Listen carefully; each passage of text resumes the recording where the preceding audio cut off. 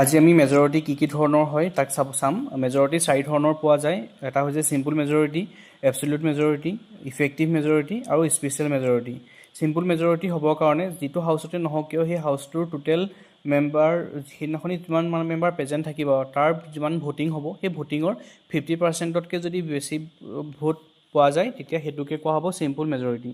ঠিক তেনেধৰণে এবসলিউট মেজৰিটিৰ কাৰণে হাউচটোৰ টোটেল ষ্ট্ৰেংথ বা টোটেল মেম্বাৰৰ সংখ্যা যিমান হয় তাৰ 50%তকৈ যদি বেছি ভোট পোৱা যায় তেতিয়া সেইটো হ'ব আমাৰ কয় এবসলিউট মেজৰিটি। ঠিক তেনেধৰণে ইফেক্টিভ মেজৰিটিৰ কাৰণে হাউচটোৰ টোটেল ষ্ট্ৰেংথ যিমান থাকিব তাৰ পৰা যিখিনি চিট খালী আছে সেই হাউচটোত সেই খালী থকা চিটখিনি বিয়োগ কৰি পিনি যিমানটা চিট হ'ব তাৰ 50%তকৈ যদি ওপৰ থাকে তেতিয়াহ'লে সেইটোক কোৱা হ'ব ইফেক্টিভ মেজৰিটি। তাৰপৰা স্পেচিয়েল মেজৰিটিৰ কাৰণে 2/3 মেজৰিটি লাগে। তাৰ বাহিৰেও কিছুমান বেলেগ বেলেগ কণ্ডিশ্যনো আছে, যেনেকৈ আৰ্টিকল 61ৰ আণ্ডাৰত যদি প্ৰেছিডেণ্টৰ ৰাষ্ট্ৰপতিক যদি ইম্পিচমেণ্ট কৰাৰ ক্ষেত্ৰত চোৱা যায় তেনেহ'লে তাত হাউচটোৰ টোটেল ষ্ট্ৰেংথ যিমান আছে তাৰ 2/3 মেজৰিটি থাকিব লাগিব।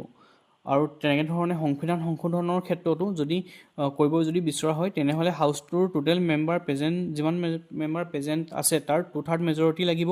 তাৰ লগতে হাউচটোৰ টোটেল ষ্ট্ৰেংথ যিমান হয় সেই ষ্ট্ৰেংথৰো 50% থাকিব লাগিব। তেনেধৰণে ষ্টেট লেজিসলেচাৰৰ ল বনাবৰ কাৰণেও তেনেকৈ ৰাজ্যসভাৰ যিমান মেম্বাৰ প্ৰেজেণ্ট থাকিব তাৰ 2/3 মেজৰিটি থাকিব লাগিব। গতিকে এনেকৈ ধৰণে স্পেচিয়েল মেজৰিটিটো অলপ আৰ্টিকল লৈ বেলেগ বেলেগ ধৰণৰ হয়।